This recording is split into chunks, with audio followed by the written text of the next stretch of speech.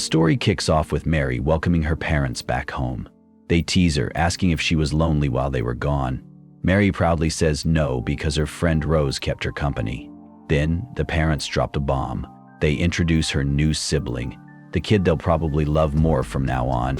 Mary is thrilled to have a baby brother, Cheyenne.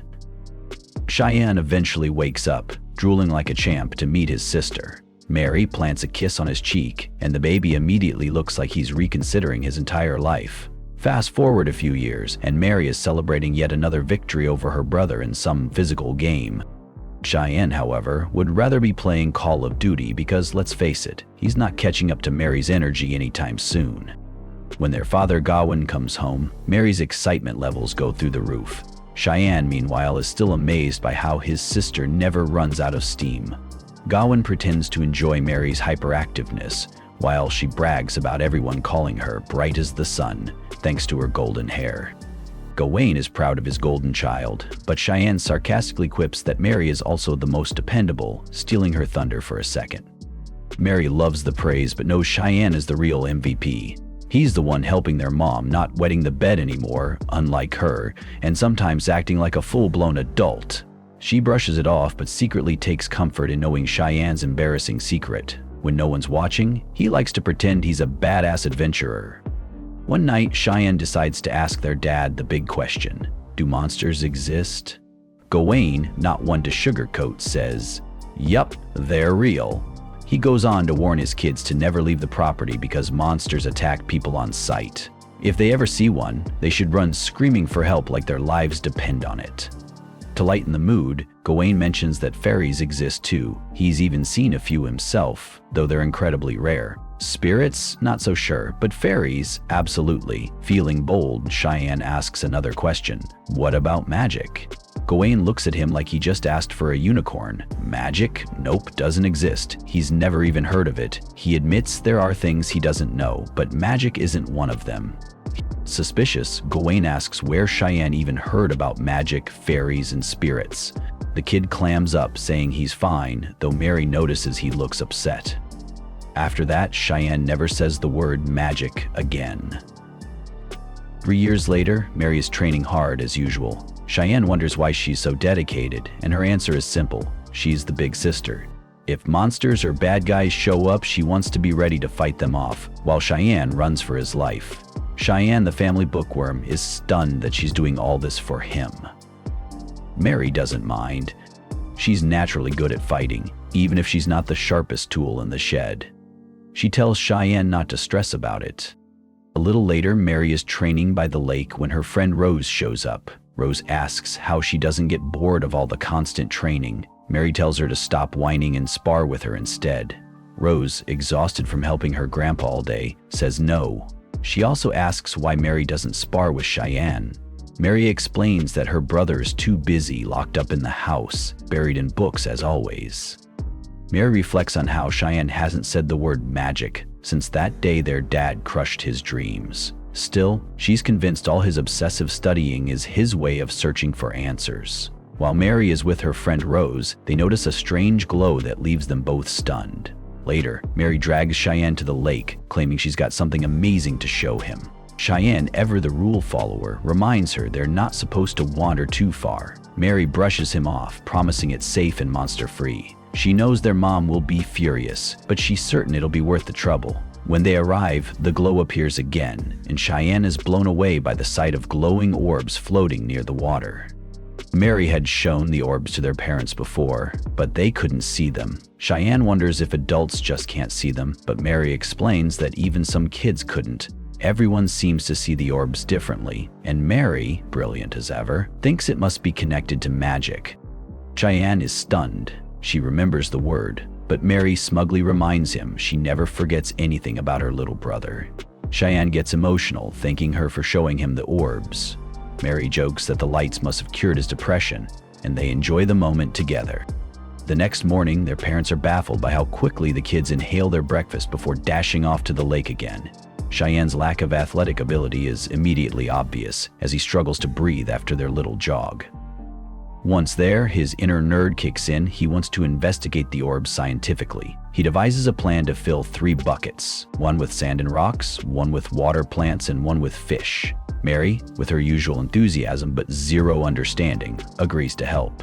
They manage to fill the first 2 buckets but struggle to catch fish. Cheyenne doesn't mind, he's just happy to spend time with Mary. Mary, in her usual big sister fashion, says it's normal for siblings to be this close. Deep down though, she's just as excited as he is. She really wants to know if magic exists. Eventually they catch a fish, but Cheyenne is disappointed to find it's just a common male trout. Isabel says that the trout may be magical at first. At this moment, Rose shows up and Mary introduces her brother. Rose introduces herself dramatically, but Mary quickly tells Cheyenne not to be fooled. Rose isn't as fancy as she pretends to be. The 3 of them discuss the orbs, but despite their efforts, the buckets don't produce any orbs, leading Cheyenne to conclude that the orbs must be coming from a living creature in the lake. Determined to find the source, Cheyenne decides to wade into the water. Mary, ever protective, joins him. Cheyenne touches one of the orbs, finding it warm and harmless. The water is too murky to see much, but he's certain the orbs are coming from something alive that moves around. Later, Cheyenne thanks Mary for helping him. She tells him he doesn't need to thank family so much, but he insists, and she lets it slide. Just then, Rose arrives, holding a female trout. She explains that male trout are common, but females stay deep underwater. They put the female trout in the bucket with the male, and suddenly, orbs start appearing. Cheyenne realizes the orbs are part of a mating ritual. Rose explains that it's like the fish are getting married to start a family. Mary, being Mary, thinks it's just like how she and Cheyenne are family.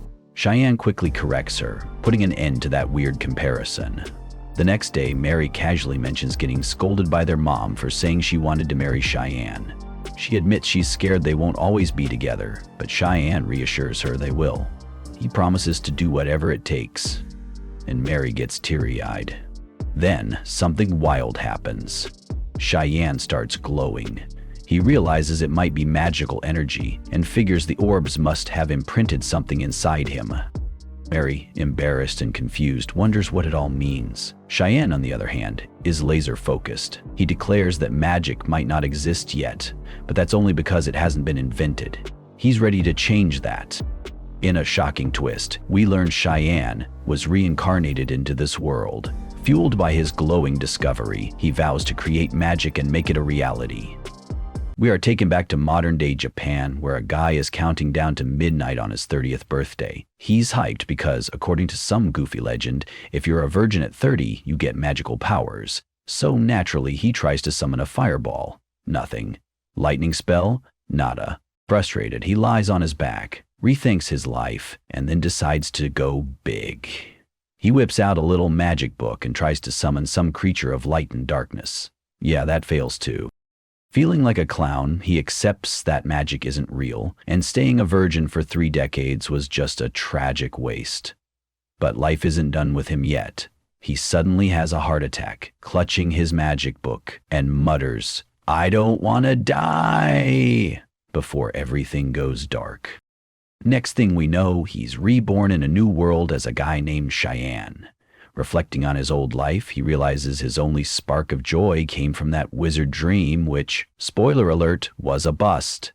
In his new life, he spends 3 years chasing magic like it owes him money. He researches, asks questions, and experiments like a mad scientist, but when he asked his dad about spells, the man had no idea what he was talking about. Ouch. One day, a strange energy at a lake gives him hope, but still, no spells work. Now he's stuck in a constant cycle of doubt, lying in bed, questioning everything. Enter his sister, Marie, who barges in without knocking. Annoyed, he tells her to knock next time. She claps back, asking if he's hiding something. He almost gives a cheeky answer but drops it, asking her to sit instead. Then Cheyenne stares at her like she's an alien, making her ask what's wrong. Out of nowhere, he says, "Marie, I love you." Boom! Magic energy explodes around him. Turns out, confessing love might be his secret to unlocking magic. He's thrilled but also horrified because, seriously? Does he have to confess every time he wants to cast a spell? That's awkward. Marie, of course, is furious. She thinks he's using her for magic experiments. Cheyenne insists his feelings are real, and just like that, she melts. She forgives him and even asks about his magical discovery. Cheyenne, meanwhile, is feeling smug. He might finally crack this magic thing, even if it means becoming a walking romance novel. Cheyenne tells Marie he thinks magic flows out of him when he taps into strong emotions. But it's not just about saying I love you. Marie gets all flustered, asking if he's about to confess his love again, even saying she needs to brace herself. But he clears it up, disappointing her with his serious tone. Cheyenne sits alone, thinking about how confessing his feelings made him super aware of them, almost like hugging his own emotions. He figures magic might come from other feelings too, like joy, excitement, or hope, so he focuses on happy thoughts and manages to release some magic. Sure, it's just a little glow, but hey, it's proof magic exists. That's a massive win in his book. Cheyenne starts feeling like a scientist, comparing magic to electric eels. Just like eels have special organs to zap stuff, humans here might have a magic organ that helps them create and control magical energy. Feeling pretty smart, he names this phenomenon the magically charged state. Marie is thrilled to see her brother this excited, probably for the first time ever. Over the next month, Cheyenne learns some quirks about magic. It's tricky to stay in the magically charged state. It drains you fast, and people without magic can't even see it. Still, those little discoveries keep him going. But there's one problem. He can't make a single light orb like the ones he saw at the lake.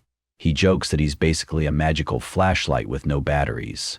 He doesn't give up. Remembering the glowing trout from the lake, he tries to focus magic into his hand. It's tough. The energy flow feels like a rogue garden hose.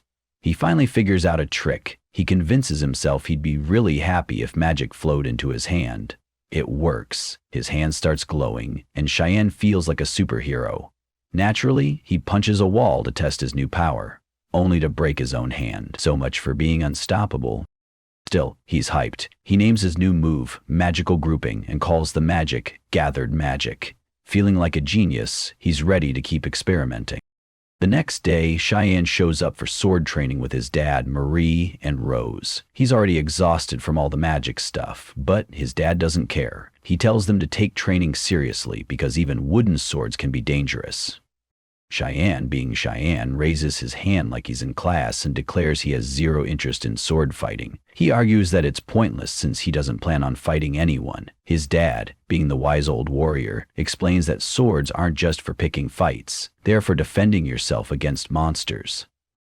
Rose eagerly adds that she asked to learn swordsmanship to protect herself. Marie, ever the supportive sibling, gives Cheyenne a pep talk, convincing him to give it a go. Cheyenne agrees, but secretly wishes he was back home, experimenting with magic. Training begins, and Cheyenne, bless his heart, swings a sword like he's trying to swat a fly. Meanwhile, Rose turns out to have natural talent. Their dad is so impressed, he says she could become a skilled swordswoman one day if she sticks with it. Then it's Marie's turn, and she steps up with the confidence of someone about to ace a test. Cheyenne, on the other hand, watches nervously, bracing for disaster. Marie charges at their dad with surprising speed, faking a frontal attack to make him block before pivoting to strike from below. It's a clever move, but dad is a seasoned pro. He dodges and gently taps her on the head with his sword to end the duel. He praises her creativity, but points out that her movements are too wide. Still, he says, she'll be a force to be reckoned with in the future. Marie lights up like a kid who just got a gold star at school. With sword training done, Cheyenne bolts back to his true love, magic. He's gotten pretty good at holding on to magical energy and can now manage it several times a day, but his progress has slowed. Frustrated, he decides it's time to rethink his approach. While he's brainstorming, his dad pops in and invites him on a trip to Historia. Cheyenne perks up, thinking it might be a chance for adventure. The family heads to Historia, and Cheyenne explains it's a bustling city in their region. When they arrive, Dad lays out the plan. Finish shopping, visit the blacksmith, and head home. He warns Cheyenne and Marie to stay close so they don't get lost, much to Cheyenne's annoyance. He realizes he won't have time to explore or hunt for magic clues. He resigns himself to sticking with the family for now, but promises himself he'll come back to Historia when he's older and do some real exploring. At one point, while their parents are busy shopping, Marie suddenly giggles. Cheyenne, curious, asks why, but she brushes it off, saying she's just being herself. Eventually, they head to the blacksmith. The blacksmith, a cheerful guy named Glass, greets their dad and mentions a special sword he's crafted for Marie's birthday. Marie freezes, surprised, as Glass presents her with a beautifully made sword that's just her size. When she unsheaths it, her face lights up with pure joy, and she can't stop smiling. On the ride home, Marie feels a little guilty that Cheyenne didn't get anything, but he shrugs it off, reminding her it's her birthday, not his, and he doesn't really want a sword anyway. But then something catches his eye. A shop with a sign that reads, Fairy Cellar. Intrigued, he asks his dad about it. Gawain, clearly uncomfortable, brushes off the question and tells Cheyenne it's nothing he needs to worry about. Cheyenne, sensing there's more to it, files the shop's name away in his mind. Something tells him it's a place he'll need to check out someday. The late afternoon sun fell behind dark clouds as a man walked home, his bundle of wood growing heavier. What began as a slight drizzle ended a deluge. He picked up his pace, and a boy appeared out of nowhere, tripping on his own feet and tumbling at the man's feet. Sopping and desperate, the boy leapt up, flailing his arms like he was about to take off. Ultimately, he managed to wheeze out a warning. People were being abducted by goblins. At home, Cheyenne was practicing magic, or at least attempting to. He held out his right hand, glowing like a cheap flashlight. Small victories, of course, but really nothing to boast about. Marie, who was gazing at her brother with a mixture of concern and pity, realized he wasn't exactly over the moon. She sensed the warmth of his spell in the back of her mind, testament to the fact that he was somehow getting better at controlling it. But Cheyenne? He was restless. He was hoping to do something cool, like making his socks float. But all he had now was luminescent light, without purpose. He dreamed of magic that might change the world, not a nightlight in his hand. While Cheyenne's thoughts wandered, he remembered fairies and people who seemed to treat them like they were exotic pets, sold in cages at the market. His dad had hated when Cheyenne took an interest in the train station fairy in the town, called it dangerous. Suddenly, the sound of the front door crashing open interrupted Cheyenne's musings. Gawain, their father, strode in, his expression grim. He quickly armed the men in the house, delivering dire news. Goblins were nearby, and they posed a real threat. The urgency in his voice left no room for doubt. This was no ordinary night. Upstairs, the rest of the family worked together to fortify the second floor, barricading the door with furniture. The house transformed into a stronghold as the storm raged outside. Cheyenne felt a swirl of emotions, anxious yet curious. Goblins were often dismissed as weak and troublesome, but he suspected they were more dangerous than people believed. Outside the house, a goblin leaped effortlessly over the wall and crept toward the structure. It moved with predatory precision, peering through the boarded-up windows on the first floor. Finding no way in, it turned to the front door, scratching it repeatedly. The sound echoed upstairs, where Cheyenne and the others were hiding. Though Marie hoped it was their father, Cheyenne knew better. The scratching grew louder, morphing into a terrifying noise that gripped everyone with fear. Just as the tension reached its peak, the sound stopped. The silence was short-lived, however, as the unmistakable shatter of glass filled the air. The goblin had found its way inside. Marie's voice broke in nervous chatter, but Cheyenne motioned for silence, understanding the gravity of the situation. The goblin's footsteps thudded on the stairs, each step amplifying the dread in the room. Those hiding inside tried desperately to stifle their breathing, clinging to the hope of remaining unnoticed. Relief came briefly as the goblin passed their door, but a sudden clap of thunder startled a mother and her child. Their frightened screams betrayed their location, and the goblin turned its attention to the barricaded door. Within moments, it breached the room. The grotesque creature stood before the group, reveling in their fear. Cheyenne's mother stepped forward, begging for mercy for the children. But as she stumbled and fell, the goblin let out a cruel laugh, relishing its dominance. It was clear the creature understood its power over them. Marie, refusing to cower, drew her sword and pointed it at the goblin, her determination unwavering. Cheyenne silently pleaded with her to retreat, but Marie remained resolute, remembering her promise to protect her brother. The goblin, unimpressed, swatted the sword from her hand and embedded it into the wall. Advancing on the girl, it swung its claws, but their mother shielded Marie, taking the full brunt of the attack. Cheyenne swiped at her with the leather cloth across her back. She crumpled to the floor, gravely injured. Marie screamed in despair, but the goblin pressed on, ready to finish them. Driven by instinct and desperation, Cheyenne lunged at the creature, grabbing its arm. He knew he couldn't overpower it physically, but something within him ignited. His body began to emit magical energy, a force he struggled to control but refused to stop gathering. To the others, who couldn't see the energy, the scene was inexplicable. Yet the goblin reacted violently, recoiling as its arm burned from the unseen magic. It flung Cheyenne against the wall, but the boy, now fully focused, channeled his power once more. Summoning all his strength, he directed the magical energy at the goblin's head. The creature thrashed wildly before collapsing. Cheyenne, trembling, stared at the motionless goblin. His hand throbbed with a painful burn from the magic, and his heart raced with the realization of what he had done. Around him, the villagers looked on in shock. Rose, however, assured him that his actions had saved them all, but the victory was bittersweet. Emma, his mother, lay pale and bloodied, her life slipping away. Cheyenne focused on her, knowing that stopping the bleeding was his only chance to save her. Realizing he couldn't treat her on the ground, he called for help. With the assistance of the other women, Emma was moved to a bed. Cheyenne urgently asked if anyone had medical or herbal knowledge, but in the small village, no one possessed such skills.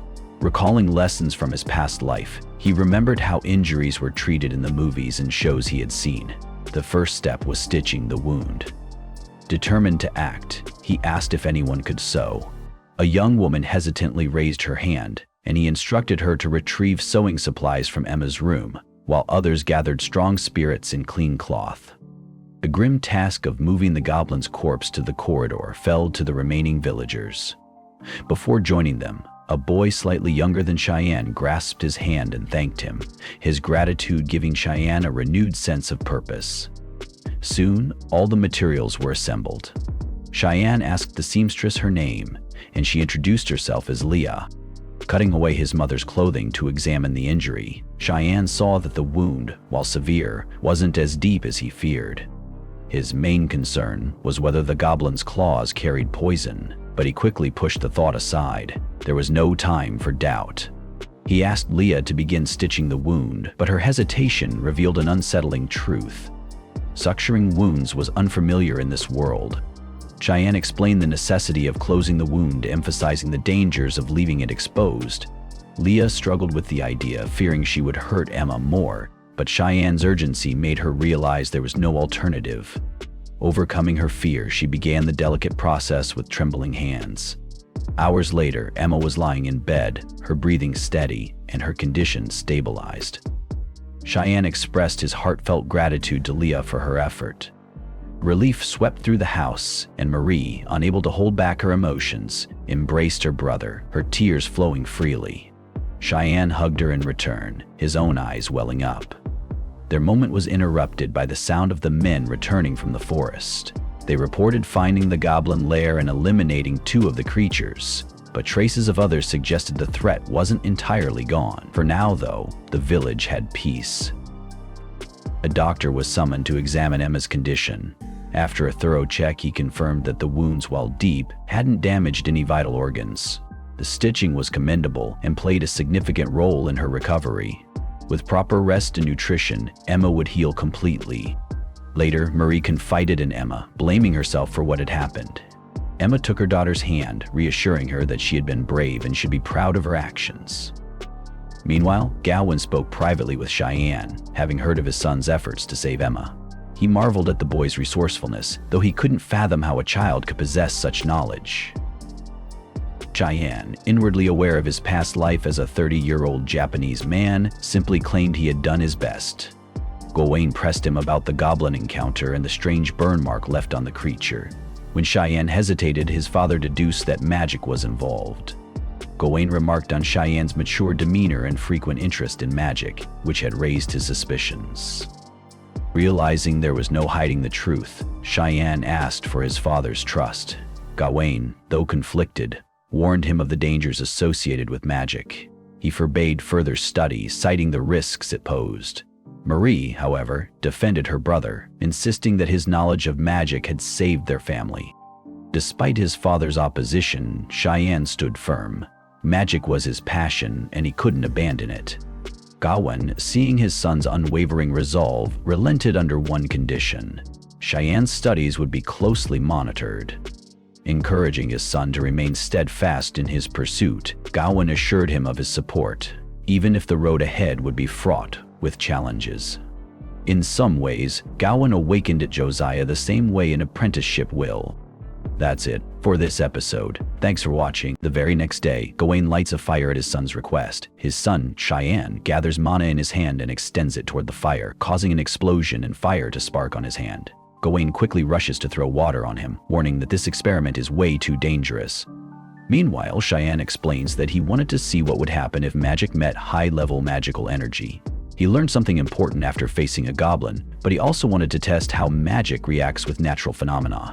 What he discovered was that the flames turned blue and reacted with the magic cluster. Gawain, who couldn't see the magical energy, trusts his son's judgment and keeps an eye on him.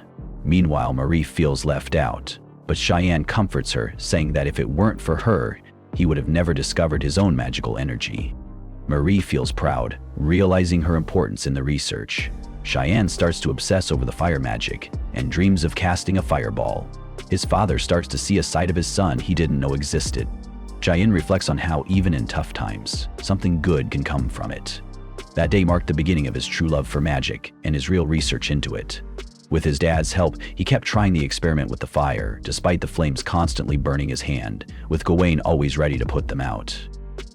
As Cheyenne continues, he notices the temperature stays the same, the smoke is gray, and the flames are blue. He asks his dad to increase the fire level. In the next attempt, he slightly reduces the magic's intensity and focuses hard until he's exhausted. Gawain suggests taking a break, so they go to prepare a hot drink when Rose shows up, curious about the experiment. Cheyenne promises to explain later, as he can't do it without his dad's support. Rose comments that it's nice to see Gawain supporting his son. Cheyenne also thanks Rose for being so kind to him after he defeated the goblin, making him feel happy. Rose says she should be the one thanking him, as Cheyenne saved everyone. Rose then asks about Marie, since the girl is always by Cheyenne's side. They find Marie training intensely with a wooden sword. Rose thinks it's because of the goblin attack, but says Cheyenne should always be there for his sister, as she surely expects that from him. Meanwhile, Marie is lost in thoughts about the goblin attack, but shakes her head to focus on her training. Later, Cheyenne analyzes his magic progress.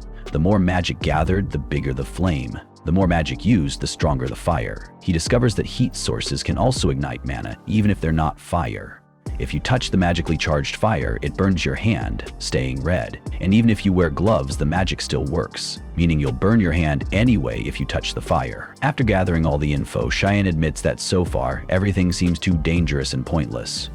Gawain agrees, saying controlling fire is still far out of reach. Cheyenne jokes it would be awesome if he could just keep a magic orb floating like the traps do. Marie overhears and easily does it herself. Cheyenne nearly loses his mind, while Marie explains she just copied what Cheyenne said. Rose joins in, showing she can do it too, and the girls team up to give Cheyenne tips on how to do the same. But Cheyenne finally figures out that he doesn't need to release all the magic at once, and successfully gets the orb to float in the air. Later, he practices again, forgetting the fire and launching a magic orb that explodes in the sky, impressing the crowd. Cheyenne feels proud, though he knows it's not anything big yet, but it's proof his dream magic can actually. A month after the goblin attack, the season changes and Cheyenne keeps pushing himself. He walks through the back of the house, thinking he needs to control magic better, but every time he tries to give it an order, his mana depletes, suggesting there's something he's still missing. As he walks to the front of the house, he sees Marie practicing with her sword. She drops it, her hand injured. Gawain tells her to stop, but Marie insists on continuing, quoting their dad's advice about getting stronger through practice. Cheyenne agrees, but when she ignores him, he calls her out. Realizing she pushed herself too hard, Marie walks away, head down. Cheyenne feels bad, and Gawain reassures him she's just a bit stressed.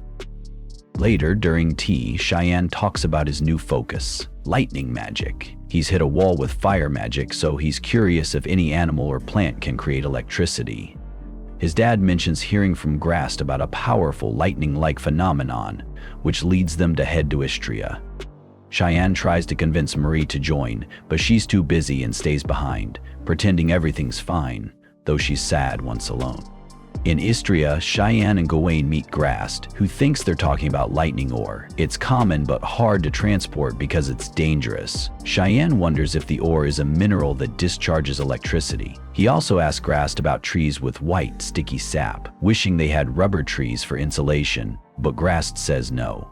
Cheyenne then asks about mica, a mineral used for electrical insulation.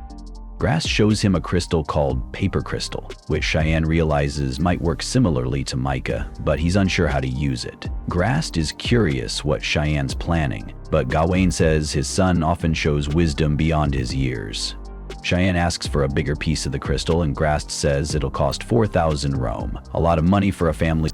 Grast jokes about Gawain being a soft dad, and they head home with the lightning ore.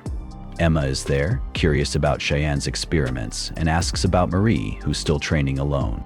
Cheyenne gathered mana in his hand and launched a magical orb at the ore, causing it to explode. Gawain tried to console his son, reminding him that he'd failed a lot before mastering fire magic. But Cheyenne wasn't upset. In fact, he started laughing like a maniac, calling the experiment a success. When the magical orb approached the lightning ore, it didn't catch fire. Instead, it sparked intensely, showing that mana could do more than just start fires. It could mimic and amplify other phenomena. Back in his room, Cheyenne thought about how to convert magic into electricity without it being repelled, like with the orb earlier. He tried again, commanding a floating orb to turn into an electrical source, but it vanished. That's when he realized he didn't need to release magic in a circular shape. He then made other magical sources in different forms. Excited to share his discovery, Cheyenne ran to Marie's room, but she wasn't there. Instead, he found her bandages on the bed. Cheyenne rushed through the forest to find her. Near the river, he saw her practicing with a wooden sword, but she broke it against a tree.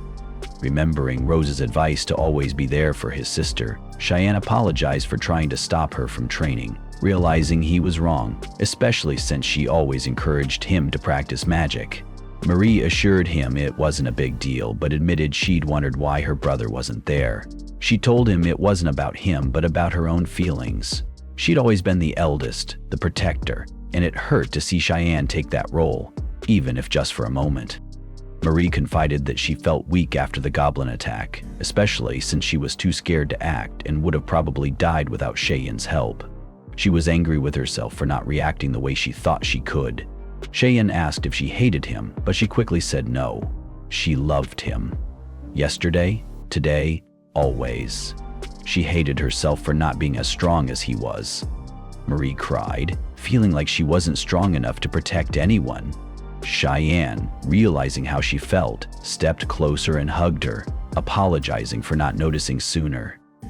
Marie also apologized for her actions. Cheyenne told her to always speak up when something was bothering her. As they hugged, a magical aura surrounded them both.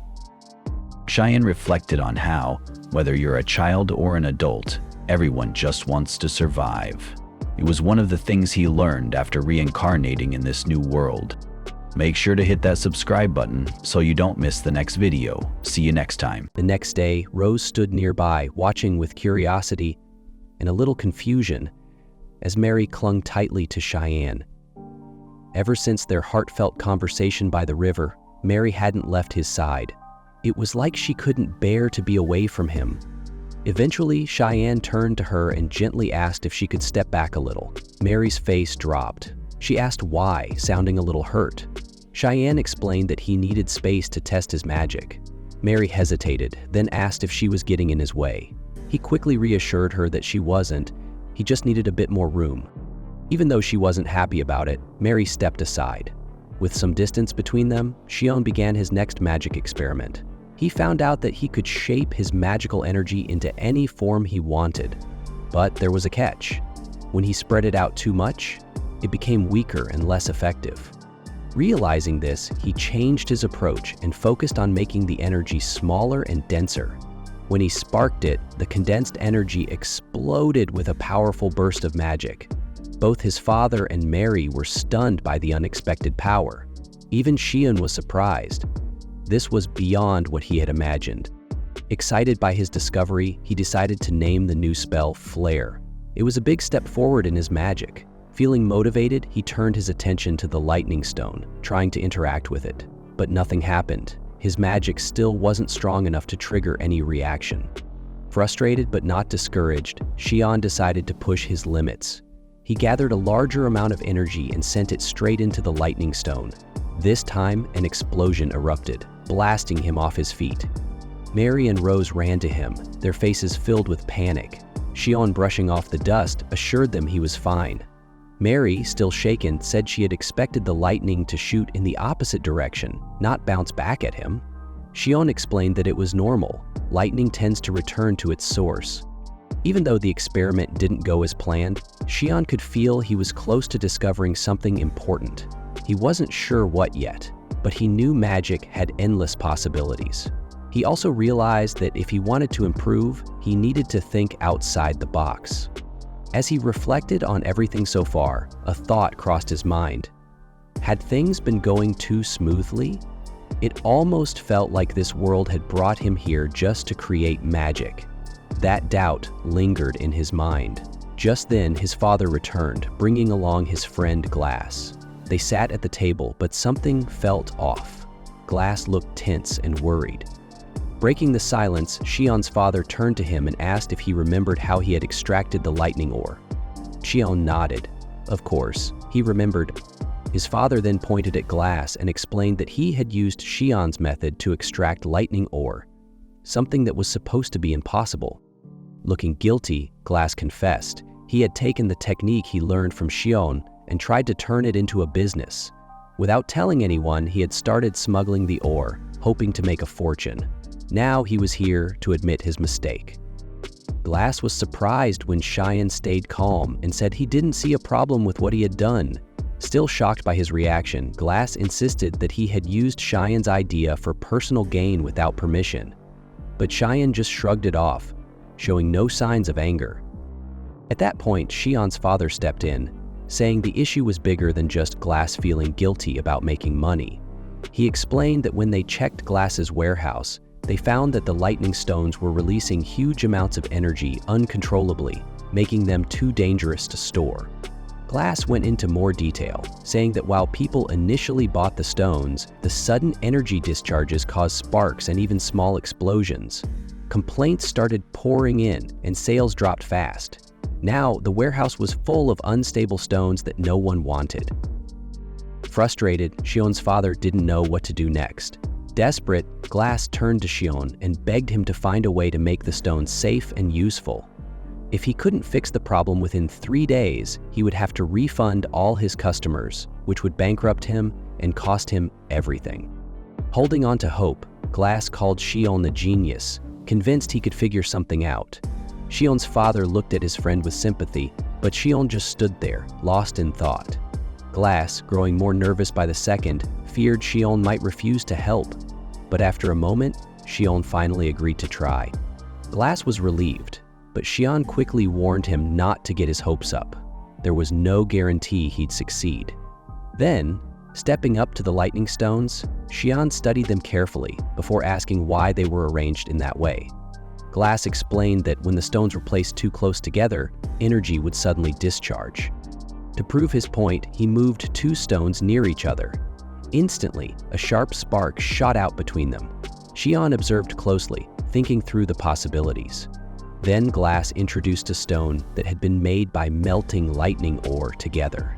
Sion asked if this melted stone would also spark when placed near another. Glass told him to test it. Sion pressed 2 of the melted stones together. Nothing happened. That was it. Sion realized that melting the ore changed its properties. He asked Glass at what point the energy stopped discharging. Glass explained that the stones still held some energy when they were broken, but it completely disappeared after melting. Understanding the process now, Sion nodded. He took out his lighter and asked his father if he could try something. Trusting his son, His father gave him the go-ahead. Sion then used his flare spell, summoning a small but controlled flame. Glass was stunned. He couldn't believe what he was seeing. But Sion didn't make a big deal out of it. He just told Glass to focus. Still, Glass couldn't ignore what had just happened. He demanded to know how Sion had created fire from his hand. Sion simply replied, "It's magic." Then, looking at his father, he silently asked for permission to explain more. His father nodded, showing that he trusted Glass. Glass, still trying to process everything, turned to Sion's father and asked if he had always known about Sion's magic. His father confirmed it. Shaking his head in disbelief, Glass struggled to wrap his mind around it. But after a moment, he admitted that seeing it for himself had changed his perspective. Now, he truly believed in magic. With a new idea in mind, Glass looked at Sion and wondered, if they used his magical fire to melt the lightning stone, would the result be different? Sion was super excited about the experiment. He wasn't sure if it would work, but he really wanted to find out. Glass agreed to test it, warning that it would take about an hour. He suggested they go for a walk, but Sion was too eager to leave. The others were just as curious, so they all stayed. After an hour of hard work, Glass finally finished reshaping the lightning stone. Everyone held their breath as he brought two of the stones together. Sparks flew. The magical fire had really changed the stone. Sion was thrilled, and the group cheered at their success. Feeling confident, Sion named the new material Iron Lightning and was sure it would be a hit. Excited, they got straight to work, making Iron Lightning panels, lamps, and magical lighters. They worked non-stop for 3 days, creating all sorts of new items. When they finally finished, the feeling was incredible. Sion's father was proud, and even Marie praised him. He had worried she might be jealous, but she was happy for him. Glass, amazed by Sion's ideas, thanked him and admitted he had no idea how Sion came up with such brilliant stuff. It seemed like Glass wanted to say something important, but before he could, Sion's father changed the subject. Glass apologized, but Sion couldn't shake the feeling that he was holding something back. Before leaving, Glass told Sion he'd always be there if he needed help. Marie, curious, asked what he meant, but Glass only smiled, hinting that he had an idea that could change everything for Sion. His words stayed in Sion's mind long after he left. As expected, the lightning lamps and magical lighters became an instant hit, selling out quickly and making Sion a lot of money. But he wasn't done experimenting yet. He wanted to take things even further. One day, he set up a simple test. He lit a candle with magical fire and covered it with a glass lid. Normal fire would go out without oxygen, but would magical fire? Marie guessed it would keep burning, while Rose thought it would go out. After a few moments, Sion lifted the lid. The magical flame was still there. Marie cheered, teasing Rose for being wrong, but Sion was more interested in what it meant. Magical fire didn't need oxygen to survive. That was a big discovery. When Rose asked what it meant, Sion explained that magical energy could change natural elements, making them immune to things like air. While this didn't have an obvious use yet, it proved that magical fire and regular fire were completely different. Excited, Sion wanted to test something else. He summoned a small magical flame and asked Marie to add just a little bit of her magic to it. The moment her energy touched the flame, it expanded suddenly, releasing a strong burst of energy that sent Marie stumbling backward. Panicked, Sion ran to her. Marie, still on the ground, reassured him she was fine, just startled. Then she gave him a suspicious look and asked if he had expected that to happen. Sion quickly shook his head. He had only thought the flame would grow stronger, not react so dramatically. Marie was confused. She had barely used any magic, so why did it cause such a big reaction? Sion thought hard. Something wasn't adding up. A small amount of magic shouldn't have caused such a powerful effect. He decided to test it again with a lightning stone. This time, nothing unusual happened. That's when it hit him. He finally understood. Rose, still confused, asked if magic wasn't the only factor. Sion nodded excitedly. It was magic, but there was something more to it. He explained that magical energy didn't just float on its own. It reacted with the air around it. He remembered feeling slight wind resistance when using lightning magic. Since magical fire burned without oxygen, it meant magical energy could amplify natural forces rather than just being a separate thing. Realizing how huge this was, Sion let out his usual goofy laugh. Mary and Rose, finally getting it, shared in his excitement. Then, Sion revealed something special. Glass had made him a pair of gloves from leather and paper crystal, designed to safely handle magical energy. Wearing the gloves, Sion tried another experiment. He created a small fire and controlled its energy, producing a steady and powerful flame. Then, he switched to lightning magic and fired a sharp, concentrated bolt of electricity. He stood tall, full of confidence, and declared that he had finally done it. His father, watching from a distance, was speechless. Mary ran up to him, eyes wide with excitement, calling it the most amazing thing she had ever seen. The emotions hit Sion all at once. He had worked so hard, and now it was paying off. Tears welled up in his eyes. Mary and Rose rushed to comfort him, while his parents and Glass watched with pride. They all knew Sion was something special. That night, when the house was quiet, Sion had a strange feeling.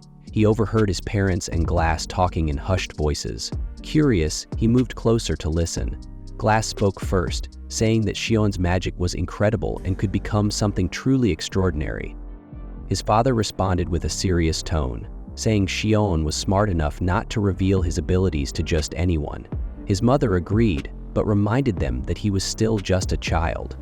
There was a long pause before his father sighed. He admitted that things were getting out of his control. Sion was too sharp. He wouldn't be able to stop him from chasing his discoveries. Then he said something that made Sion's heart stop. They had been entrusted with him. Sion's mind raced. Entrusted with me. Glass nodded solemnly and confirmed what Sion feared. It seemed Sion was adopted. The truth hit him like a thunderclap. Was he really not related to his family by blood? The next day, Sion spent his time practicing his aim, trying out a new magic technique he had just come up with the day before. Marie and Rose watched from the side, totally impressed by how fast he was improving. Rose pointed out that his accuracy had gotten way better. He could now hit long-distance targets with ease. Sion nodded, admitting he was getting the hang of it and thanking them for their support. Marie, always cheerful, grinned and reassured him that as his big sister, it was only natural for her to help out. That's when a random thought hit Sion out of nowhere, one that completely threw him off. He suddenly remembered something he'd heard before. He and Marie weren't actually blood. That changed everything. Technically, since they were just step-siblings, they could get married. The idea made his face heat up, and when Marie noticed him acting weird and asked if something was wrong, he quickly shook it off, wondering why on earth that thought even crossed his mind. Later that night, Sion couldn't stop thinking about it. His brain felt like it was overheating, so he decided to focus on something else: his magic. Determined to level up his skills, he started experimenting with a technique he called synergistic magic, which boosted magical energy by combining different elements. His test led to some pretty cool discoveries. Mixing synergistic magic with flare created twin flare, an insanely powerful version of flare. Combining it with bolt resulted in line volt, a stronger version of bolt. When flare's energy reacted with magic, it produced bomb flare. Adding an extra energy burst turned it into double bomb flare.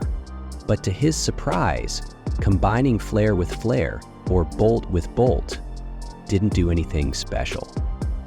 The next day, Sion headed to the river, where Rose curiously asked what he was up to. Marie, already knowing how he operated, confidently guessed he was about to try another magic experiment. As expected, Sion attempted something new, channeling magic into the water. At first, nothing happened, leaving both Marie and Rose confused. He tried again, and this time a small magic orb briefly appeared in the water before disappearing. Sion had no idea what had just happened. Marie, just as puzzled, sighed and said she was thinking the same thing. Rose, eager for answers, pushed him to explain his thought process. Sion explained that from their past experiments, magic usually behaved like air when released. So, he was curious about how it would act in water. Marie, still doubtful, pointed out that it didn't look any different. Rose agreed. It didn't seem like anything had changed. But Sion wasn't convinced. He noticed that the magic floated and met some resistance, meaning something had to be different. Thinking it over, he realized that when magic moved from air to water or vice versa, nothing major happened. Unlike fire and lightning, water didn't seem to create strong magical reactions. Rose sighed, recognizing Sion's deep in thought expression. He was at it again. Marie just chuckled, used to him overthinking things. Determined to try something else, Sion focused his magic again. This time, tiny water droplets lifted for a moment before vanishing. Marie's eyes widened. She was sure the water had moved. Rose hesitated, unsure if it was real or just her imagination. Sion, however, was sure of it. Excitedly, he explained that by channeling magic into the water, he had actually managed to lift it. This meant magic could interact with water after all. Marie, realizing what this meant, excitedly called it a huge discovery.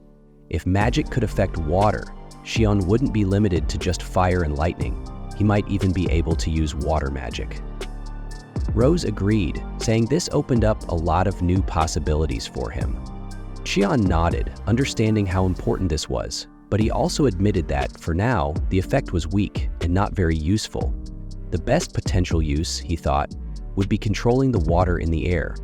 Excited to try, he turned to Marie and Rose, asking them to watch closely. He focused hard, trying to gather water from the air around him, but nothing happened. Confused, he admitted he could only feel a slight dampness on his hand. Not exactly the big breakthrough he was hoping for. Marie and Rose, still struggling to understand what he was even trying to do, just looked at him, completely lost. Sion focused all his mana into a tiny sphere, and this time it turned completely into water. Marie got so excited that she grabbed him and started shaking him, demanding to know where the water came from. Sion tried to explain, but she was shaking him so much that he could barely get a word out. Rose quickly told Marie to calm down, finally giving Sion a chance to speak.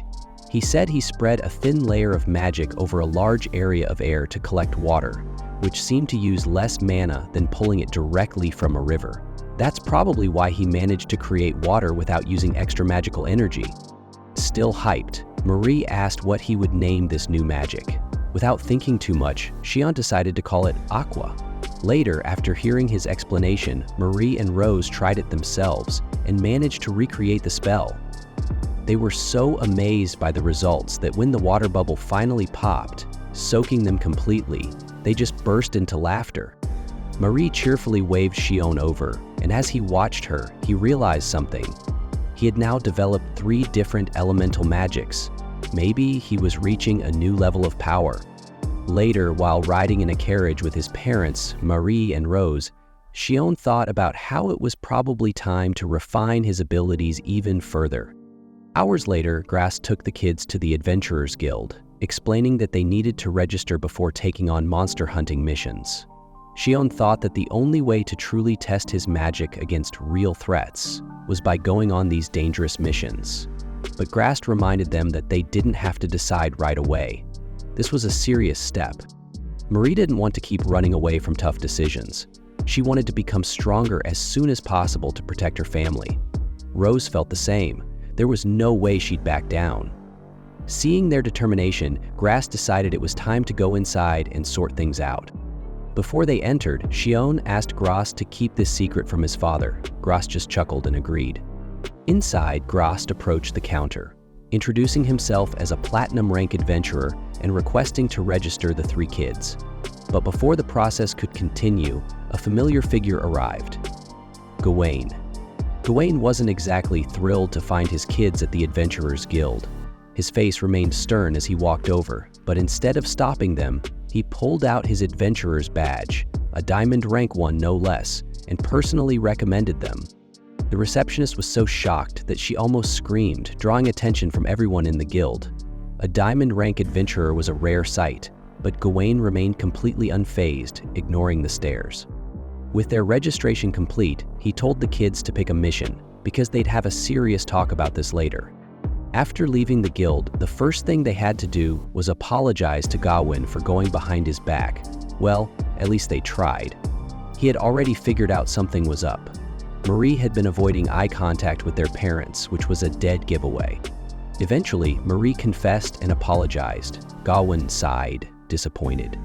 But what surprised him more was that Sion had attempted something this reckless without telling his own father. Embarrassed, Sion had no excuse. Grast, however, stepped in, saying the kids had their reasons. Gawain shot him a look. Really? He found it ironic that Grast was giving him a moral lecture after all the questionable things he'd done in the past. That shut Grast up real quick. Still, Gawain was curious. Why were the kids so eager to take on these missions? Once they explained, he realized this wasn't just childish mischief. They actually had a goal in mind. Since they had chosen to seek out a trustworthy adult for guidance, Gawain acknowledged their responsibility. Even though he wasn't around, he knew they would be in safe hands. However, no matter how careful they were, the world was unpredictable.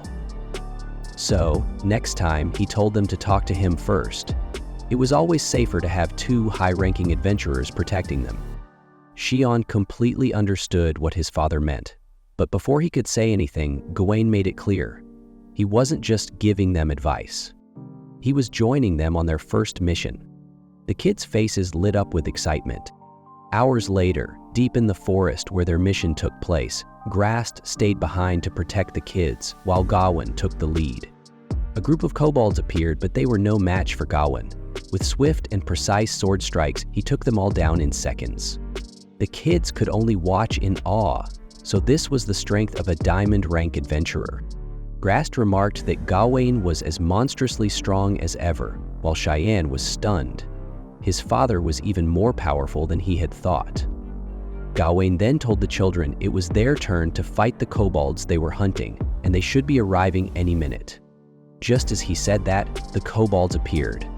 Gawain explained that since they were weaker than goblins, they were the perfect opponents for the kids' first battle. Hearing the word goblin immediately triggered memories from Marie, but she quickly pulled herself together. The kobolds attacked, and Gawain ordered Marie and Rose to engage, while Cheyenne stayed in the rear since the enemies had no long-range attacks. He then launched a flame bomb, creating a huge explosion and taking out several monsters. But before he could react, a kobold charged at him. Marie rushed in and blocked the attack just in time. With his mana recovered, Cheyenne unleashed a lined ray while Marie and Rose continued fighting up close.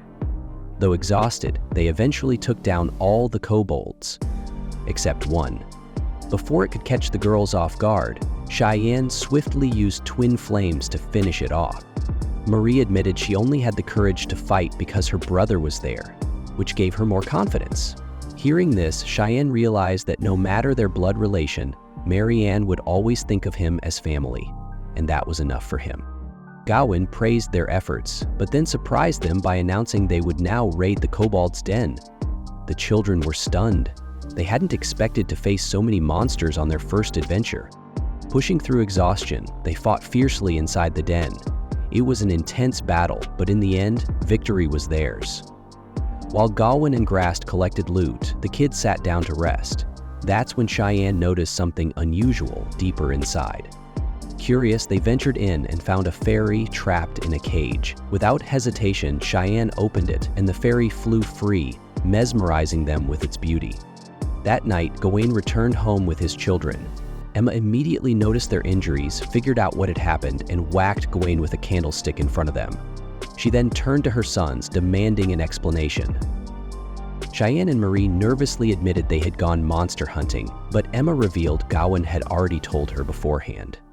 Confused, Cheyenne asked why his father still got hit.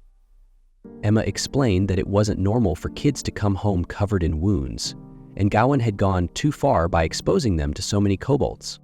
As a mother, she didn't mind them doing what they wanted, as long as they didn't get hurt. That was all she asked. As long as they were safe, she was happy. She then hugged them and they apologized for leaving without telling her.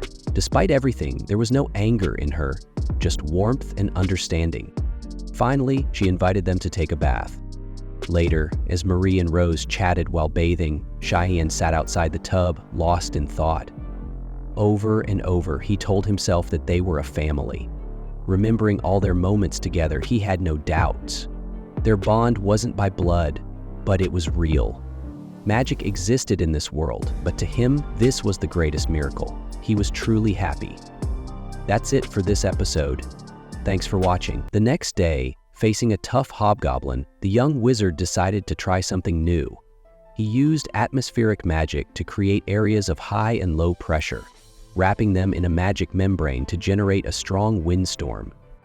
With this, he unleashed a full-force hurricane on the monster, trapping it in the attack and dealing serious damage. The hobgoblin writhed in pain before eventually taking its last breath. Cheyenne, proud of his new move, decided to call it Breath. The only downside? It took a long time to activate. Still, depending on the situation, it could be useful, even though its main purpose wasn't for attacking. Just then, Marie and Rose arrived, having finished their mission. It had been 2 years since the three of them started hunting monsters. Now, Cheyenne was 10 years old, while the girls were 12.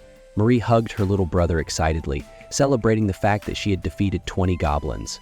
Seeing how much she had grown, Cheyenne thought she almost seemed like an adult. After their mission, they headed back to the city.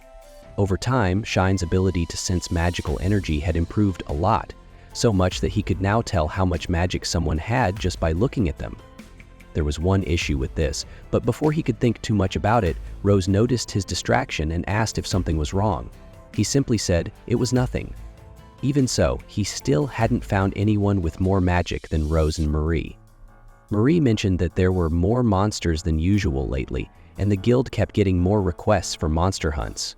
What seemed strange to Rose was that so many goblins had been appearing near the city, when usually it was kobolds in this area.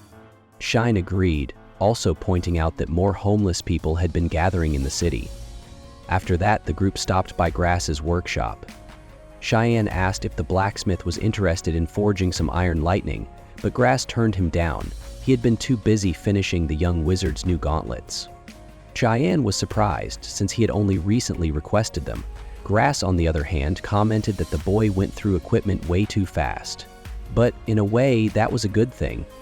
It meant Cheyenne was growing, both as a wizard and an adventurer. While they talked, Grass asked how the kids were doing without him or Gawain around for their adventures. Marie excitedly said they were close to reaching silver rank. Grass was impressed, since no one from their city had ever achieved that before. However, Rose pointed out that both Grass and Gawain had already reached that level when they were younger. The only reason they weren't officially ranked was that they never registered with the Adventurers Guild back then. They still hunted monsters, but in those days, adventurer guilds weren't as common. As Cheyenne put on his new gauntlets, Marie asked what he planned to do when his magic got even stronger, considering he could already use all kinds of spells. As expected, he answered that he wanted to learn even more. Then Marie asked what he would do after that, and Cheyenne didn't know what to say. She reminded him that without him, the city wouldn't have things like lightning lamps, and without his magic, the people might have been wiped out by goblins. In other words, his magic had saved everyone, and he could probably do even more with it in the future. She wasn't trying to tell him what to do, but it was a fact. Magic had the power to change everything, for better or worse, depending on how it was used. Back at home, Cheyenne trained with Gawain. After dodging an attack, he used fire magic to strike back, but Gawain easily deflected it with his sword. Then, Cheyenne switched to lightning magic, making it harder for Gawain to block. However, Gawain managed to dodge the electric blast and close the distance between them, ready to end the fight. But Cheyenne had one last trick up his sleeve. Using magic, he jumped high to create space, then cast Fall, an earth spell that trapped Gawain in the ground. With his father stuck, Cheyenne walked up and patted his shoulder, claiming victory. Gawain admitted he hadn't expected that move. Cheyenne explained that Fall was an atmospheric spell that used air pressure underground to create a trap. Still, it was exhausting to move while casting magic, so he needed to train his body to handle it better. Gawain agreed, pointing out that compared to when Cheyenne first started, he had improved a lot, both physically and in how he used magic in battle. He was especially impressed when the boy used an upgraded version of Breath. However, Cheyenne admitted that he still couldn't fully control that spell. it had a tendency to change direction randomly. But that didn't bother him too much because his real dream was to one day be able to fly through the sky. Marie showed up, grumbling about wanting to train as well. Gawain allowed her 5 minutes to spar with him, and she eagerly jumped in, showing impressive sword skills for her age. Cheyenne was completely shocked by how fast and skilled she had become. However, despite her progress, she still couldn't defeat their father. The moment she let her guard down, Gawain landed a solid hit. Frustrated, she complained about always losing, especially since Cheyenne kept winning against their father. Gawain, amused, reminded her to be patient, assuring her that one day she would reach that level. As Marie stepped away, Cheyenne asked Gawain how her mana was holding up during training. Gawain reassured him that even at 12, her abilities were already top tier among swordsmen. However, what truly made her stand out was her physical strength, which was comparable to that of an adult, something highly unusual. Cheyenne wondered if her strength was connected to her magical energy, but Gawain admitted he wasn't sure. Regardless, he believed it wasn't a concern at the moment and advised Cheyenne not to worry. Later, Cheyenne and Marie met up with Rose to assist with pest control due to a shortage of workers in the fields. Rose showed them a box of bugs, and while Cheyenne eagerly accepted the challenge, Marie cringed at the sight of the slimy creatures. Despite her disgust, she still joined in, struggling to pick up the worms with her hands like the other kids. Watching her, Cheyenne realized their father might be right. Marie was still the same, and there was no real reason to be overly concerned. By the time they finished, the sun was setting. Rose announced that the work was done. Marie, exhausted, checked her box and found only 5 worms, while Cheyenne and Rose had collected dozens. Determined, she promised to do better next time and even suggested turning it into a competition. Before they could continue, the sky darkened unnaturally fast. A strange magical reaction pulsed through the air, and moments later, rain started pouring heavily. Rose quickly urged them to run to her house. Cheyenne took the lead, but just as he reached the porch, he heard a thud behind him. Turning around, he saw Marie collapsed on the ground. Panic surged through him as he rushed to her side. They carried her inside Rose's house and laid her on a bed. Cheyenne's heart pounded. She felt ice cold. Rose attempted to say something, but before she could finish, Gollum and Emma burst into the room, their faces filled with worry. Marie's eyes fluttered open slightly, but she remained unresponsive. Rose hesitated before mentioning something she had heard in town. She explained that a mysterious illness, known as lethargy disease, had been spreading in Istria. According to rumors, people suffering from it would suddenly collapse and stop moving, as if they had been switched off. Though they remained conscious, they did not respond and had a vacant look in their eyes. Emma's face turned pale as she desperately asked if there was a cure. Rose shook her head, explaining that she had never heard of anyone recovering from it. Since the cause was unknown, there was no known treatment. Emma broke down in tears upon hearing this. Cheyenne clenched his fists, struggling to hold back his own emotions. Gawain, keeping his composure, made a decision. They needed to take Marie to a doctor in Istria immediately. He instructed Emma to prepare Marie while Cheyenne was to return home with her. However, Cheyenne refused. He insisted on coming along, arguing that it would be even riskier for Gawain to protect Marie alone. He reminded his father that he had already proven himself capable of handling fights. After a moment of hesitation, Gawain reconsidered and allowed him to come. The carriage departed under the raging storm. As they rode, Gawain kept his eyes on the road, while Che sat beside Marie, watching over her. His mind raced. No matter what, he would get her to Istria safely. Suddenly, a red glow flickered in the sky. Cheyenne's eyes widened, and he tried to alert his father. However, Gawain didn't react, unable to see the strange light. That was when Cheyenne realized it was some kind of magical illusion.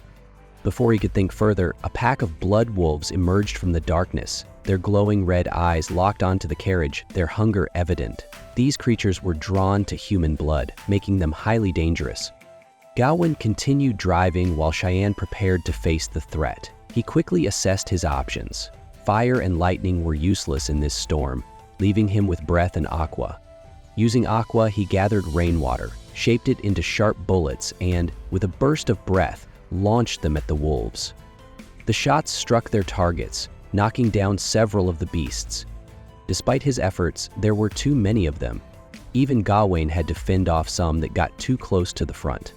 Then, just as Cheyenne began to feel overwhelmed, something unexpected happened.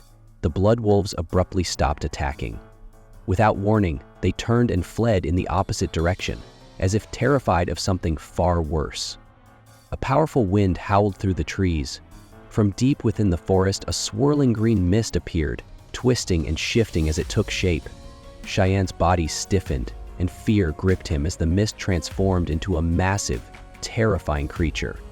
His heart pounded as he stumbled back, his instincts screaming at him to run.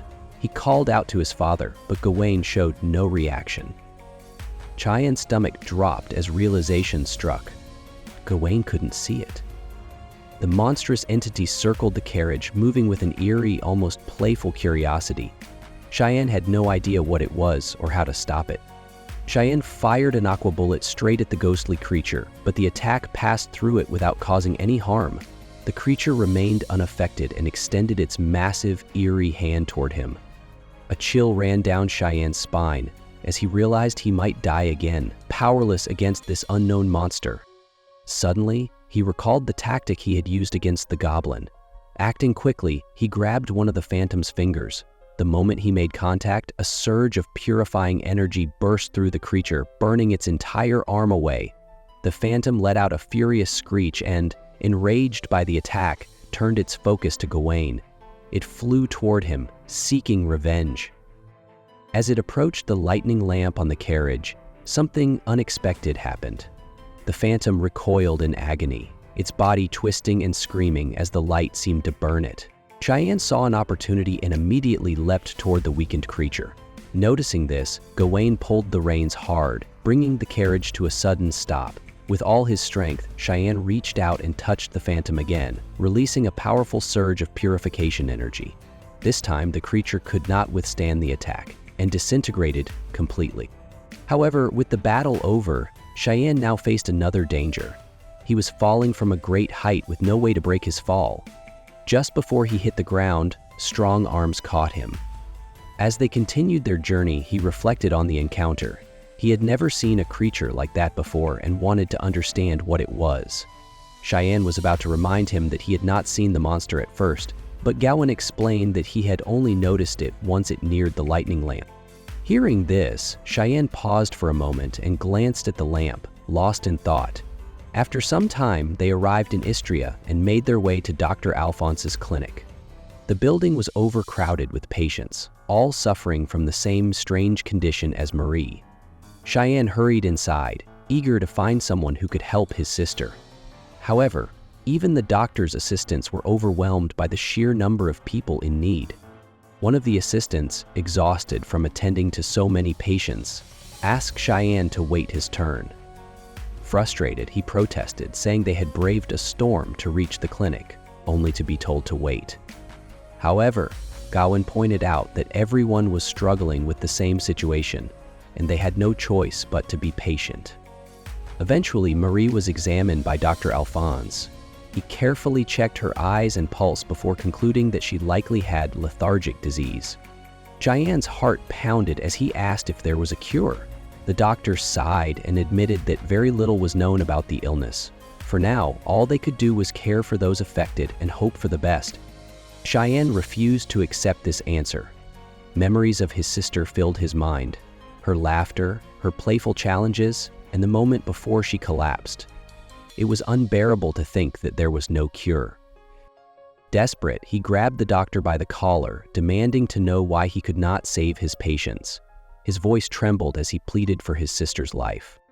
Despite his desperation, next day, Cheyenne and his family decided to stay in Astoria instead of going back to their village. While Marie was resting, Grast showed up. He had let them use his warehouse so Marie could recover. Gawain and Emma apologized for the trouble, but Grast brushed it off.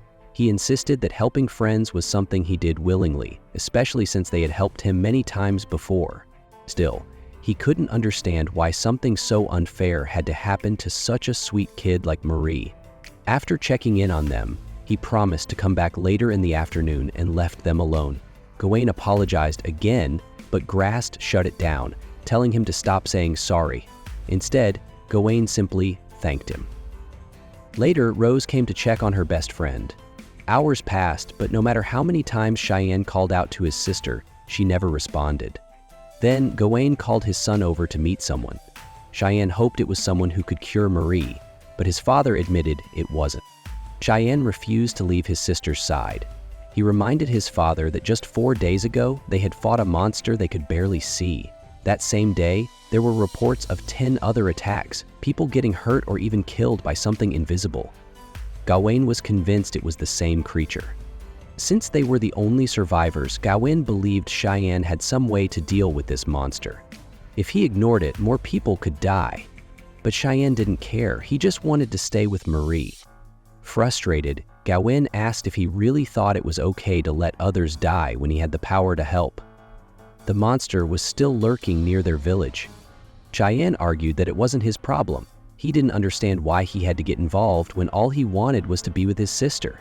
Angrily, he asked if his father even cared about Marie. Gawain raised his voice. Of course he cared, she was his beloved daughter. But sitting around doing nothing wouldn't save her. If it could, he'd gladly sell his own life to a demon. The truth was, all he could do was whatever little was in his power. And if Cheyenne helped, he could save so many people. Looking straight into his son's eyes, he asked for his help again. Cheyenne hesitated, remembering something Marie had once told him, that magic could be used for many things, both good and bad. It wasn't easy, but there were endless possibilities, and only he had the power to use it to save others. Thinking about that, he realized what Marie would say if she were awake. She'd tell him to stop wasting time and save as many people as he could. And not just say it, she'd drag him along if she had to. So, to honor her, Cheyenne finally agreed to help. But just as he made that decision, something felt off. Looking at Marie, he suddenly noticed something strange. Remembering the last time they held hands, he realized there was no magical energy coming from her anymore, and arrived at the Grand Hall. Gawain knelt before Lord Balf, apologizing for the unexpected visit. Then, he introduced his son to the nobleman. Balf's piercing gaze made Cheyenne uncomfortable, and the boy felt a chill run down his spine. Ignoring his reaction, Gawain quickly got to the point, suggesting the use of lightning lanterns to track the invisible monsters. At first, Balf, who looked intimidating, simply snapped.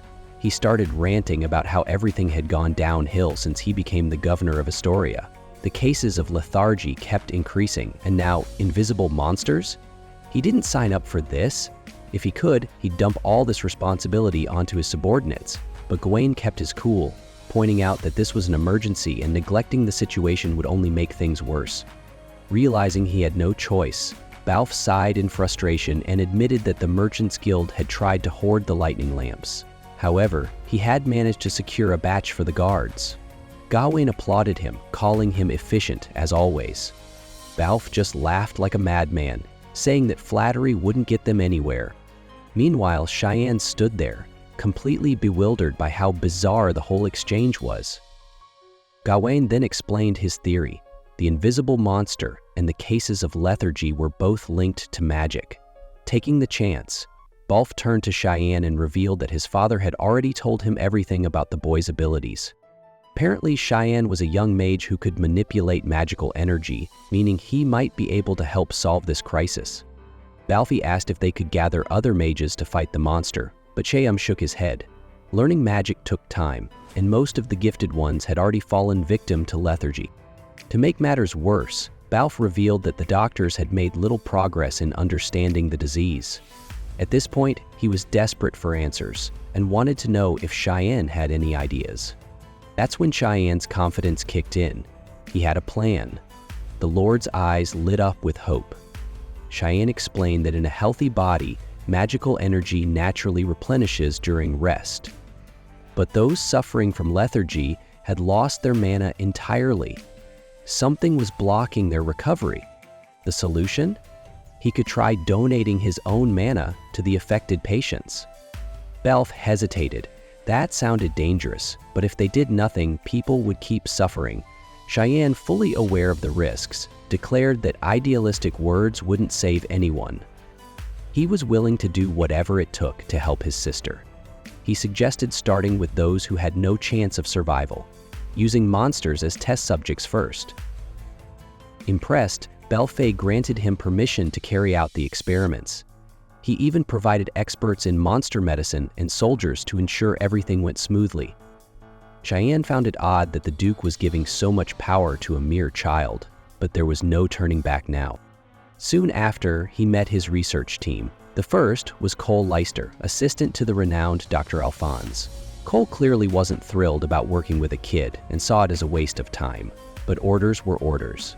Before he could say anything else, a woman intervened, scolding him for his arrogance.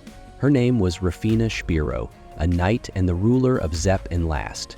Despite her grand titles, she fumbled when her visor fell off, giving Cole the perfect chance to tease her. Rafina, flustered but determined, assured them she was a capable knight, having been personally recognized by the monarch. Then there was Bridget Kite, who introduced herself so quietly that no one could hear her at first. Eventually, she managed to say she was an expert on monsters. With introductions done, Cheyenne made it clear that this mission was no joke. They had very little information to work with, and failure wasn't an option. Outside, he demonstrated his magic, summoning a bolt of lightning that left everyone stunned. When Cole asked how this related to curing lethargy, Cheyenne explained that magic, when overused, could lead to extreme exhaustion, just like the symptoms of the disease. This revelation made Cole rethink his stance on the whole situation.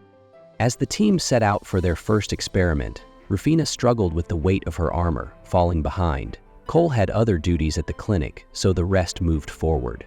Bridget, curious about the invisible monster, asked if it was connected to lethargy. Cheyenne explained that magical energy could be dangerous if not handled correctly. He had used it against monsters before, but when they reacted with their own mana, it burned them from the inside out. This made him wonder if controlled energy transfer could be the cure. But they needed test subjects, ones with mana. When Cheyenne was about to discuss the invisible monster, Bridget freaked out, grabbing him by the collar, demanding to know what it looked like. She had an obsession with specters. Before they could continue, a monster appeared in their path. Cheyenne felt uneasy, but Bridget's eyes sparkled with excitement. Rafina, despite her heavy armor, rushed forward. Then, as if fed up, she shed her metal plating and crushed it with brute force, proving she was more than just a noble's daughter. She was a true warrior. As the battle began, Cheyenne cast a lightning spell, but he missed. He quickly realized something strange. His recharge time was much faster than usual. Meanwhile, Rafina struck the ground so hard that dust flew everywhere. The goblin used the cover to launch a surprise attack, slamming into Rafina and sending her flying into a tree. As she rebounded, Cheyenne acted fast, casting a combo spell, water and lightning. The rain amplified the electric current, stunning the monster long enough for Rafina to drive her sword into its neck, finishing it off. Afterward, Rafina bragged about landing the final blow, but Cheyenne reminded her that they needed live test subjects. Bridget asked if she had forgotten their mission, and he sighed. Yeah, she probably had. That's it for this episode. Thanks for watching. The next morning, Rose served tea to Sion as he asked about his mother. She explained that she was staying with Mary to take care of her. After that, Rose brought up Sion's research on lethargy disease and offered to help. However, Sion pointed out that she was already busy with household duties, and frequent trips to Australia would be too much for her. Rose agreed, but still felt frustrated that she couldn't do anything for Mary. Cheyenne reassured her that her presence at home, helping his mother, was already a great help. Meanwhile, he left for Astria with Cole, unsure of where they were headed. Cole eventually told him they were going to the clinic, following orders from the Duke. He believed the visit might reveal important clues about treating lethargy disease. At the clinic, they found patients with milder symptoms. While observing one of them, Sion noticed faint magical energy when he touched the patient's hand. It confirmed his suspicion that those affected by the disease were having their energy drained. Earlier, Sion had discussed with Cole the idea of transferring magical energy to the patients. Cole was skeptical, but Sion insisted on trying. When he transferred a small amount of energy to one patient, there was a reaction. The patient moved his hands and opened his eyes. This result intrigued them, but Cheyenne wasn't sure if it was due to his intervention or natural recovery. Cole suggested monitoring the patient and increasing the energy exposure gradually. After discussing their findings with the attending doctor, Cole pulled Cheyenne aside and warned him to keep their discovery secret. The doctors were focused on traditional treatments, and revealing this new method could cause issues. Cheyenne was annoyed by the idea that the medical community might interfere, but he ultimately cared more about helping patients. Cole cautioned him to be more careful about what he shared. Cheyenne laughed, finding it amusing that Cole thought he was reckless when others always called him level-headed. Their conversation took an unexpected turn when Cheyenne complimented Cole's kindness. Embarrassed, Cole dismissed the comment, saying it was just his duty as a doctor. Frustrated by Cheyenne's teasing, he quickly left. That night, Sion sat with his sister, attempting to transfer magical energy to her. Unfortunately, there was no effect. He reminded himself that this was just like learning magic. It would take time. The next day, Sion and his team continued their experiments in the forest, testing magical energy on monsters. During one test, a monster's hands burned after 50 seconds of exposure. They noted the effects and concluded that magical energy reacted differently with monsters than with humans. Bridget observed that Sion's energy seemed to purify them. However, they wouldn't know for sure until they tested it on a human. Ravina, impatient with their discussion, asked if she could finish off the monsters. Once Sion agreed, she quickly defeated them all. Trying to show off afterward, she tripped and fell, claiming there were hidden traps. Sion wasn't convinced. Later, he sat with his sister, reviewing the experiment results with Bridget. Rose approached, carrying a bucket of fish for another test. When Sion used magical energy on a fish for 90 seconds, it remained unaffected. This led him to believe that magical energy purified monsters but did not affect natural creatures like fish. He suspected humans would react differently. Sion hesitated to ask Rose for something, but she already knew. She pointed out that she was the only human unaffected by lethargy and had magical energy, making her the best candidate for an experiment. Without hesitation, she offered to help Mary in any way she could. As the experiment began, Sion instructed her to speak up if anything felt wrong. Rose described a slight warmth but felt fine. After some time, she still felt comfortable. However, remembering how the monster had reacted, Sion hesitated to continue. Rose held his hand, encouraging him to proceed. When he released all the magical energy he could, nothing happened.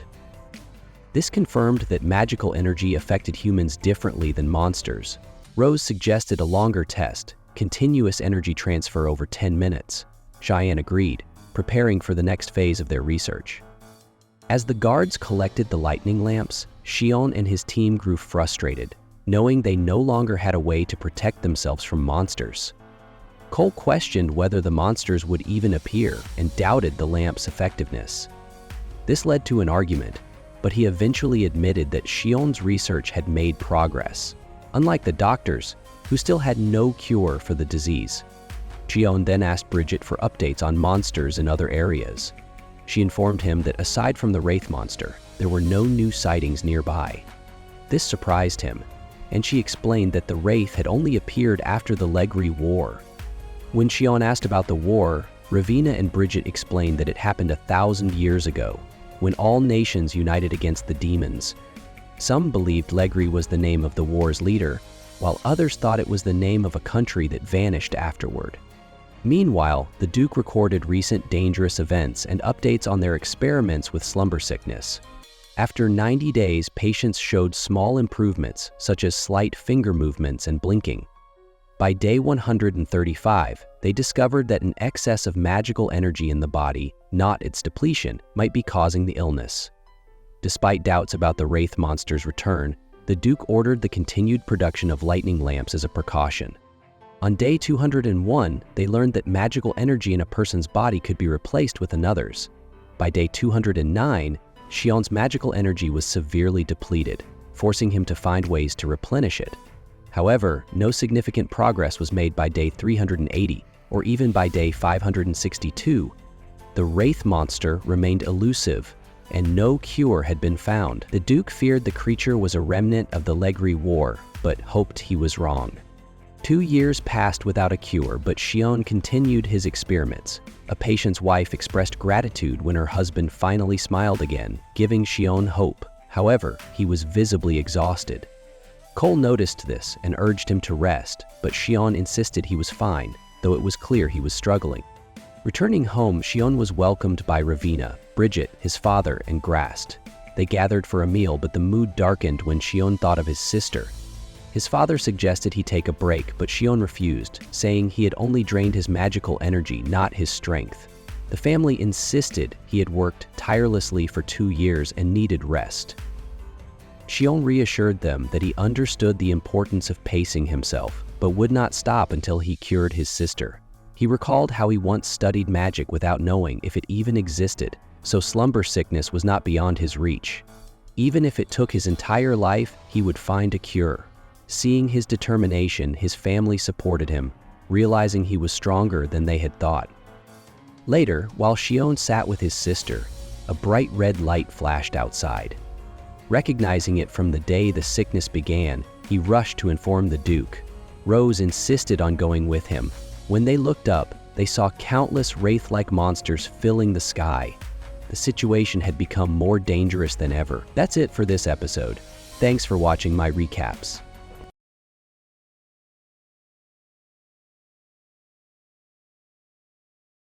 Jun looks up at the blood-red sky, wondering why the terrifying sight of this night, which hasn't appeared for over 2 years, has returned. As he contemplates, 2 guards patrolling the streets pass by. Suddenly, a ghost appears right in front of them, but they don't see anything. Sion quickly shouts a warning and lunges forward, delivering a powerful punch that sends the ghost flying. Thanks to the nearby thunderlight lanterns, the creature's form becomes visible, causing the guards to nearly wet themselves in fear. Concerned that the townspeople are in danger, Sion rushes to inform the Lord. Despite his eccentric personality, the Lord immediately orders his subordinates to equip thunderlight lanterns in preparation for the impending threat.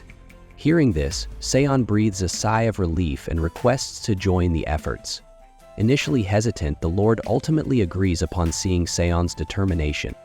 Sion then heads to the town's defense unit's gathering point, where he meets the arrogant and annoying captain. The captain dismisses the need for thunderlight lanterns, calling it the most ridiculous thing he has ever heard. The soldiers murmur among themselves, mocking the Lord for what they see as another one of his foolish antics. They still don't believe in so-called invisible monsters after all these years and complain that thunderlight lanterns are unnecessary. Why not just use oil lamps or torches? Suddenly, a voice announces that the 75th Royal Knight Squad hasn't been assigned a defense area yet. Recognizing the voice immediately, Sion knows it can only belong to Rafina.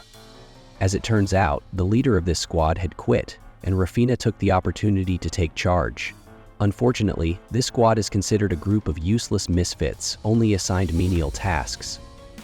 Coincidentally, the 2 guards Sion saved earlier are part of Rafina's unit. The captain, seeing the so-called losers of the force, dismissively tells them to do whatever they want and not get in the way. Sion doesn't waste time arguing and instead leads the group to the main gate to assess the spirit's movements. He explains that this location is vital for monitoring the enemy from a distance and developing a strategy. Rafina doesn't understand a word, but enthusiastically orders Hui and Depp to stick close.